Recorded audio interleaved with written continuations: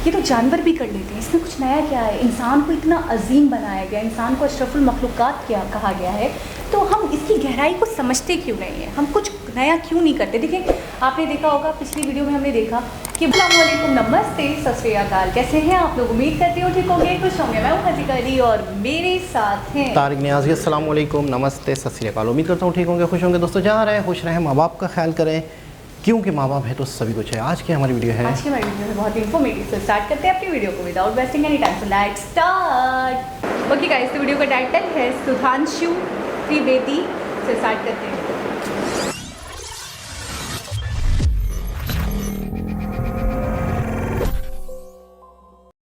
धर्म का आचरण करना है और उसका सारा का सारा रास्ता धर्म के माध्यम से ही जाएगा।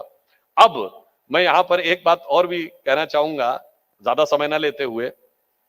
एक विषय जो स्वामी जी ने कहा और एक विषय जो शर्मा जी ने कहा, क्योंकि मेरा थोड़ा विचार रहता है, मैं जो सुनता हूं वक्ताओं को उसी में से विचार लेने का प्रयास करता हूं।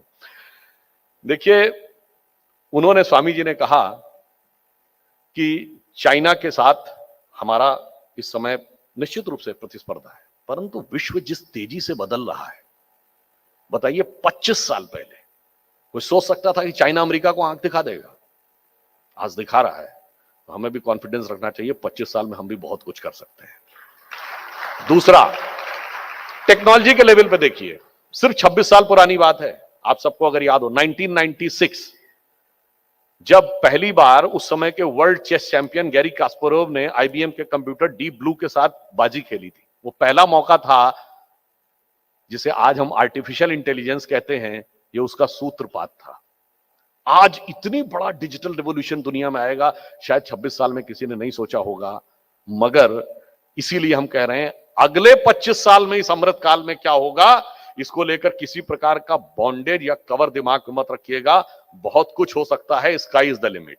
मगर उन्होंने एक वाक्य बोला था स्वामी जी ने, धनात धर्मः तथा सुखम। धन तो चाहिए, पर सुख का कारक वही है जो धर्म के मार्ग से व्यय होता है। अब हम ये कहें, जो भोग के माध्यम से व्यय होता है, वह विनाश का कारण बनता है। इसका प्रतीक है अमेरिका की भोगवादी संस्कृति, दिल मांगे मोर। और जो अधर्म के मार्ग से व्यय होता है, वो भी विनाश का कारण बनता है। फिर चाहे वो पाकिस्तान व्यय कर रहा हो या जिस भी प्रकार की चीजों में चाइना या अन्य देश व्यय कर रहे हो।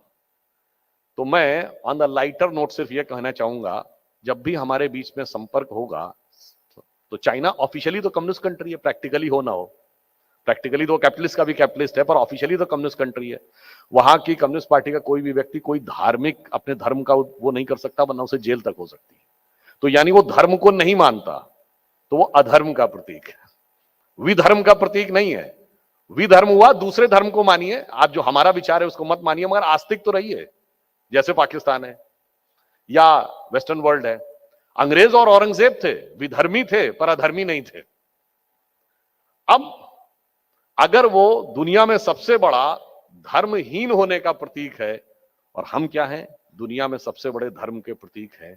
भारत को रिलीजियस स्पिरिचुअल माना जाता है, और ये ध्यान रखिए, ये हमारी सनातन संस्कृति, हमारी चिरंतन संस्कृति, हिंदू संस्कृति, ये हमें संदेश देती है, जब भी अधर्म और धर्म के बीच का द्वंद्व होता है, तो अपेरेंटली हमेशा अधर्म की पावर ज्यादा होती है। पर परिणाम क्या होता है, वो जो सर्वोच्च न्यायालय के एम्बलम पे लिखा है, यतो धर्मस ततो जया। तो इसलिए आप ये समझिए कि हम अपने अर्थ का प्रयोग सकारात्मक दृष्टिकोण से कर रहे हैं। हम दुनिया को डोमिनेट करने के लिए नहीं कर रहे हैं, हम दुनिया को मोटिवेट करने के लिए कर रहे हैं। अब मैं अंत में जो सतीश शर्मा जी ने कहा था कि भाई हिंदू रेडिकलाइज क्यों नहीं होता, उसका कारण यह है कि हम वो थे जिसने प्रॉस्पेरिटी की पीक देखी थी, जो एंगस मेडिसन का उल्लेख स्वामी जी ने किया। मैं एक बात कहना चाहता हूं, कोई ये कहे कि कोई इसको कल्पना माने, तो मैं कहना चाहता हूं, भाई सोने की लंका और राजा ययाति का मणियों का महल, अगर भाई तुम इसे कल्पना भी मानते हो, तो ये सिर्फ हम ही क्यों कर पाए? कल्पना नहीं थी, ये आपका सोचना है।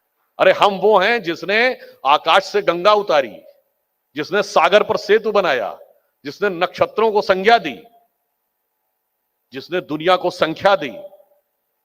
आपको लगता होगा कल्पना है, क्योंकि आपका ज्ञान का लेवल अभी कम है। जैसे 100-125 साल पहले यहां से अमेरिका बात हो रही है, कल्पना थी, आज यथार्थ है। मगर मैं कहता हूं भाई, कल्पना भी मानो तो तुम्हारे यहां ऐसी कल्पना क्यों नहीं हुई? क्योंकि हम बाहर इतना अचीव कर चुके थे, जिसे स्वामी रामतीर्थ ने कहा था, O brimful is my cup of joy, having fulfilled all desire, what shall I do and where to move, I fill all the space, no room to move. अब क्या था? इसलिए हमारे यहां बाहर प्राप्त करने की इच्छा नहीं थी। हम सोने की चिड़िया भी थे, हम सबसे संघर्षशील भी थे, हमारे यहां शाका और जौहर भी होता था, तो हम जगत गुरु भी थे, क्योंकि हम बाहर जीतने के लिए नहीं जाते थे, हम अपने को जीतने का प्रयास करते थे। इसीलिए हिंदू रेडिकलाइज नहीं होता, वो तो एक अलग बात है। Hindu is the only, if somebody consider it as a religion, जो कन्वर्जन में विश्वास नहीं करता। There is no mention of conversion in any Hindu text. इसीलिए India is the only country in the world which doesn't believe in invasion. इसीलिए हमने कभी किसी कंट्री पे इन्वेजन नहीं किया। तो दोनों की बातों का सामंजस्य यह है, जो अटल जी की बड़ी प्रसिद्ध कविता है, हिंदू तन मन हिंदू जीवन, रग रग हिंदू मेरा परिचय, जो उसका अंतिम छंद है कि होकर स्वतंत्र मैंने कब चाहा मैं कर लूं जग को गुलाम, मैंने तो सदा सिखाया है करना अपने मन को गुलाम। गोपाल राम के नामों पर कब मैंने अत्याचार किया, कब दुनिया को हिंदू करने घर घर में नरसंहार किया, कोई बतलाए काबुल में जाकर कितनी मस्जिद तोड़ी, भूभाग नहीं शत शत मानव के हृदय जीतने का निश्चय, हिंदू तन मन हिंदू जीवन, रग रग हिंदू मेरा परिचय। अब आप कहेंगे, अब मैं आता हूं फाइनल कंक्लूड करते हुए, जो चाइना वाली बात अमित जी ने कही, चाइना का आज वर्ल्ड में बड़ा प्रोमिनेंस है। कोई ऐसा कंट्री नहीं जहां उसका डोमिनेशन न दिख रहा हो। पर यह बताइए, जब मोदी जी 2014 में यूनाइटेड नेशंस में योग का प्रस्ताव लाए, तो 173 देश उसके समर्थक नहीं बने, सेकंड प्रपोजर बने, जो यूएन की हिस्ट्री में सबसे बड़ा है। 173 देश जिस समय योग करते हैं, उनका डोमिनेशन दिखता है, हमारा मोटिवेशन दिखता है। और ये वेद आता कहां से है, ये योग आता कहां से है? वेद से ही आता है।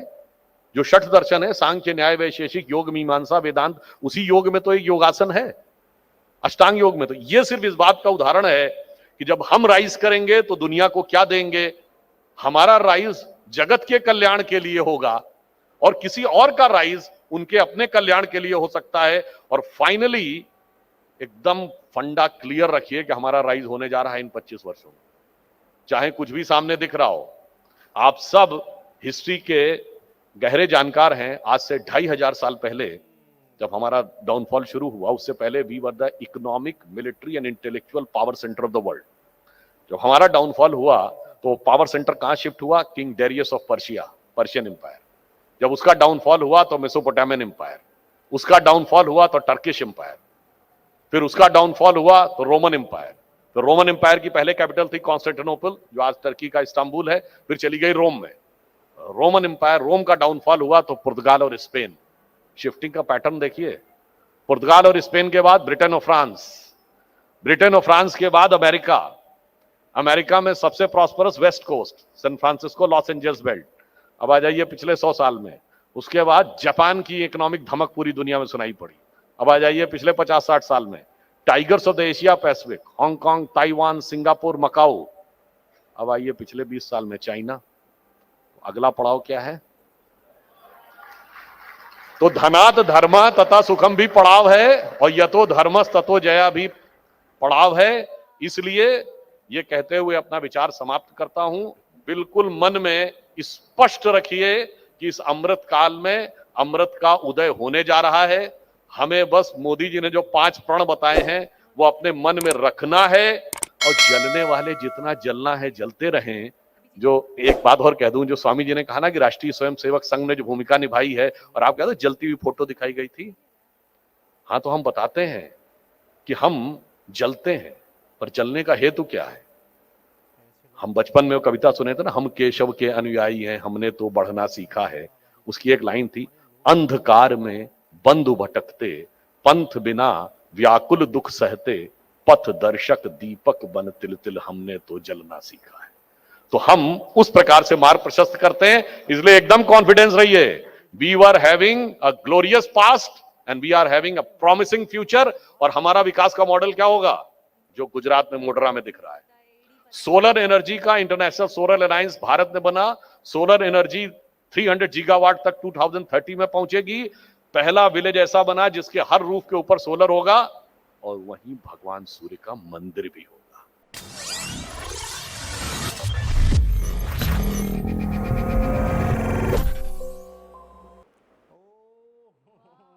जी जनाब।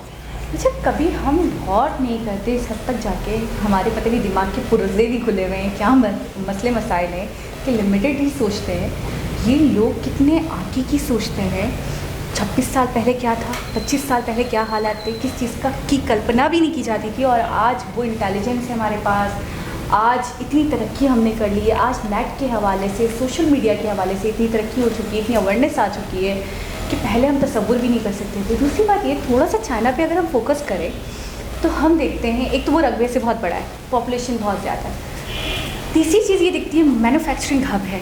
ठीक है, मैन्युफैक्चरिंग हब है, हर चीज़ वो बनाता है। अब तो कुछ 19-20 हालात हो गए हैं उसके, अब कुछ मसले मसाइल हो गए। जब से कोविड आया है तो वो थोड़ा सा मुझे दिख रहा है गिरता हुआ, और थोड़ा सा बर्बाद होता हुआ दिख रहा है। लेकिन उससे पहले की अगर हम बात करें तो सुपर पावर है वो, और अभी भी वो अमेरिका को आंखें दिखाता है, इतनी सुपर पावर है वो। तो मैं थोड़ा सा हैरान होती हूँ इन चीज़ों को सोच कर कि यार ये कैसे, मतलब चुटकी बजाते तो हुआ नहीं, इसके पीछे कितनी प्लानिंग होगी, इसके पीछे कितना कुछ होगा। फिर मैं बहुत हैरान हो गई अभी सुनकर ये बात कि ये लोग बिल्कुल धार्मिक नहीं होते, इनके यहाँ कोई धर्म नहीं है। क्योंकि मुझे जहाँ तक याद आता है, 1-2 वीडियोस में मैंने सुना था बुद्धिज़्म है यहाँ पे, लेकिन शायद वो भी बहुत लिमिटेड होगा, बहुत कम होगा, ना के बराबर होगा। लेकिन ये लोग धार्मिक नहीं होते। और ऑन दी अदर हैंड अगर हम इंडिया पे नज़र डालें तो इंडिया को बहुत धार्मिक देश माना जाता है, बहुत स्पिरिचुअल, बहुत धार्मिक। फिर उन्होंने बड़ी कैलकुलेशंस करी, बड़े देशों के नाम लिए, बड़ी कंट्रीज़ के बारे में इंफॉर्मेशन दी, बहुत सारी चीज़ें हमें पता भी थी, बहुत सारी नई चीज़ें भी हमें पता चली। और अब कहते हैं फाइनली ये जो 25 सालों में आपको एक कंट्री दिखेगा, एक चमकता हुआ सितारा दिखेगा, तो वो इंडिया होगा। अब जो सुपर पावर आपको उभरती हुई दिखेगी वो इंडिया होगी। और बेशक इसमें कोई दो राय नहीं है, जो हम प्रोग्रेस देख रहे हैं इंडिया की, जिस तरीके से इंडिया काम कर रहा है, जिस तरीके से इंडिया आगे बढ़ा रहा है अपने आप को, मुझे लगता है इसमें वाकई शक व शुबा की कोई गुंजाइश नहीं है कि इंडिया आगे बढ़ रहा है। अच्छा, सबसे पहले तो इन्होंने मज़हब से स्टार्ट किया था, धर्म से, सॉरी। तो बड़ा ही खूबसूरत तरीके से बताया कि इसमें बहुत वुसअत है, और इसमें यूँ समझ लो कि कन्वर्सेशन है ही नहीं। आप हिंदू हो तो आप हिंदू हो, और अगर आप कुछ और भी खुल के सोचते हो तो बेशक सोचो, क्योंकि खुदा के कई रूप हैं। हमें पिछले भी एक वीडियो देखी है जिसमें बताया गया कि बहुत सारे करैक्टर होते हैं खुदा के, यानी खुदा अपने आप में कई चीज़ों की शक्ल में, ठीक है ना। तो इसमें यह है कि बेशुमार एक तरह से रूप हो सकते हैं। तो कन्वर्सेशन नहीं। दूसरी चीज़ ये है कि कोई भी, यानी कि इंडियंस, कोई भी मतलब है कि ये नहीं सोच सकता कि यार, यानी एक मिसाल कमेंट मुझे याद आ रहा है कि एक समंदर है, समंदर जो है उसकी कोई लिमिट नहीं है। तो हिंदू धर्म के वाले से कहा जाता है कि एक समंदर है, एक समंदर है, उसकी कोई लिमिट नहीं। और दूसरी चीज़ ये है कि इनका एक पॉइंट वाकई पॉइंट है, वाकई सोचने के काबिल है।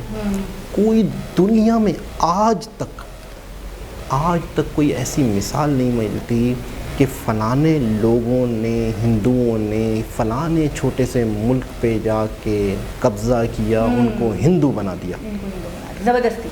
मतलब कोई आज तक ऐसी मिसाल नहीं मिलती। हाँ, ये मिलती है कि कहीं पर भी दुनिया में जाए गए हैं और झंडे गाड़े हैं। यानी मिसाल के तौर पे अगर आईटी सेक्टर को ले लिया जाए, बहुत सारे ऐसे हिंदूज़ हैं या इंडियंस हैं जिन्होंने दुनिया पे झंडे ज़रूर गाड़े हैं, लेकिन अपने मज़हब को लेके और अपने मज़हब को उन पे इम्पोज नहीं किया, या मज़हब को प्रचार नहीं किया, अपने काम का प्रचार किया, अपने बिहेवियर का प्रचार किया, अपने रख रखाव का प्रचार किया, अपने टैलेंट को दिखाया, और आज लोग उन्हें मानते हैं। लास्ट में जो उन्होंने पूरी एक तरक्की की एक लहर बताई, जो मैं कहता हूँ कि मतलब शायद इतनी डिटेल से हमें नहीं पता, जिस तेज़ी से वो बता रहे थे कि ये भी दौर था, फलाना दौर था, रोमन दौर था, और वो था तुर्की का दौर था, कि क्या कौन कौन से दौर चले, जापान, चाइना का, जापान का, फिर चाइना का सबसे लास्ट में आया और फिर अब उसके कह बाद- रहे हैं वो अब इंडिया की बात। ठीक है ना। तो कहने का मतलब ये है कि पूरी डिटेल को समझते हैं। अच्छा, इससे ये भी पता चलता है, अगर इन चीज़ों को मैं अगर समझूं पढ़ूं तो मैं इसको प्रॉपर एक मैप के ज़रिए से देखूं कि ऐसा क्यों हुआ, मतलब क्या ये तरक्की ऐसे ऐसे घूमी है, फिर यूं घूम के यूं आई है, इसमें क्या लॉजिक है। मतलब तरक्की जो है वो कन्वर्ट हुई है, यानी कि कोई एक कौम तरक्की कर रही थी तो फिर उसके बाद उस कौम का नंबर आया। मतलब ये हुआ किस तरीके से किसी ने किस तरह सीखा, ये हुआ कैसे। लेकिन आज का दौर कह रहे हैं कि एशिया का दौर है। अच्छा, आपको एक बात बताऊँ, उन्होंने इसमें भी ये बात बोल दी, जिक्र कर लिया कि इंडियन रेडिकलाइज्ड नहीं होते, क्योंकि उन्होंने कहा कि इंडियन ने बहुत पीक देखी है प्रॉस्पेरिटी की, बहुत खुशहाली देखी है, बहुत अच्छा वक्त देखा है, बहुत कुछ देखा है, बहुत कुछ था उनके पास, और अभी भी वो उसी चीज़ को, उसी एक हमने एक वीडियो में आपने देखा था, वही स्टेटस उनको चाहिए वापस, और वो लेकर रहेंगे जो उनसे छीना गया है ज़बरदस्ती। और वो मतलब है कि नई चीज़ नहीं है। हाँ, वो नई चीज़ नहीं है, वो उनके अबाउस्टात का हक था, वो उनका हक है, और वो सदियों से चला आ रहा है, और वो बेशक बहुत इंटेलिजेंट है इन चीज़ों को लेकर, वो बेशक बहुत टैलेंटेड है। आप एक बात बताएं, यहाँ पे बात ही ख़त्म हो जाती है। आपको पता है हमारे न्यूज़ चैनल्स में बातें हो रही हैं बाकायदा, हमारे एक मोटिवेशनल स्पीकर है, थोड़ी सी मतलब स्लैंग लैंग्वेज यूज़ करते हैं, शायद अनवर नाम है उनका, वो बाकायदा इंडिया का नाम लेकर कह रहे हैं कि हमेशा दुश्मनी करते रहते हैं, हमेशा लड़ाई झगड़े करते रहते हो, हमेशा फसाद करते रहते हो, उनको देखो वो कहाँ पहुँच गए, साथ में साथ हुए थे, साथ में आज वो स्पेस में आ गए, आज वो मैन्युफैक्चरिंग हब बना हुआ है, आज वो हर चीज़ में आ गए, और आप अभी भी बॉर्डर पे हमें ये टेंशन हो रही है, हमें तो ये करना है, हमें तो वो करना है, हमें तो फौज करनी है। ट्रेड क्यों नहीं करना है, उनसे सीखना क्यों नहीं है, उनसे स्ट्रैटेजीज़ क्यों नहीं लेनी है, उनकी तरह क्यों नहीं बनना है। कुछ ऐसे लोग हैं पाकिस्तान में जो थोड़ा सा चीज़ों को समझ गए तो अब वो रोते हैं, अब वो गिड़गिड़ाते हैं। आपको पता है उसने ये तक बोल दिया, मैं हैरान हो गई कि आपको पता है यूके का प्राइम मिनिस्टर इंडियन है, इंडियंस ये काम कर रहे हैं, और हम अभी तक लड़ाई झगड़े फसाद टेंशन ये वो, इसका कैसे छीन लूँ, उसका कैसे खा लूँ, इसको कैसे गिरा दूँ, यही तो चीज़ है, यही हो रहा है। और हमें जो है हमारी सोच बहुत, मुझे लगता है हम स्टक सोच है, मतलब हम बड़े महदूद लोग हैं, हमें पता ही नहीं है कि क्या था। अच्छा, कभी कभी थोड़ा खुल के सोचो, हमें कुदरत ने भेजा क्यों, हमें मतलब इसीलिए भेजा कि यार हम बस 2 रोटियां कमाने के चक्कर में और सारी रात को सो जाएं, और फिर थोड़े अरसे में हम करें कुछ, हमारे कुछ बच्चे हो जाएं, फिर उसके बाद हम बूढ़े हो जाएं, और ये तो जानवर भी कर लेते हैं, इसमें कुछ नया क्या है। इंसान को इतना अजीम बनाया गया, इंसान को अशरफुल मखलूक़ात क्या कहा गया है, तो हम इसकी गहराई को समझते क्यों नहीं है, हम कुछ नया क्यों नहीं करते। देखिए, आपने देखा होगा पिछली वीडियो में हमने देखा कि वो उनके जो लोग हैं, उनके जो एंटरप्रेन्योर हैं, उनके जो यूट्यूबर्स हैं, वो कहते हैं हम एक क्रिएटिव वर्ल्ड बनाना चाहते हैं, वो करना चाहते हैं जो पहले किसी ने कभी नहीं किया, और हम जी भाई 9 to 5 वाली जॉब करना चाहते हैं, हम लिमिटेड सैलरी उठाना चाहते हैं, हम शादी करना चाहते हैं, हम अपनी अज़दवाजी ज़िंदगी गुजारना चाहते हैं, और हम यहाँ से रुखसत हो जाना चाहते हैं, हम कुछ नया नहीं करना चाहते। ऐसा ही है, बिल्कुल बहुत फ़र्क है, बहुत सोच का बहुत फ़र्क है, बहुत माइंडसेट बहुत ही ज़्यादा फिट हुआ हुआ है ख़ास तौर पे हमारा। लेकिन ये कि वक्त के साथ साथ, और अक्सर हम सोचते हैं, हम बात कर लेते हैं, लेकिन मेरे माइंड में बिल्कुल ये है कि जो हमसे हो सकेगा, जो हमें 4 बातें पता हैं, हमारा फ़र्ज़ होगा आगे बताना इनको, ताकि हालात बेहतर हो यहाँ भी लोगों की ज़िंदगी।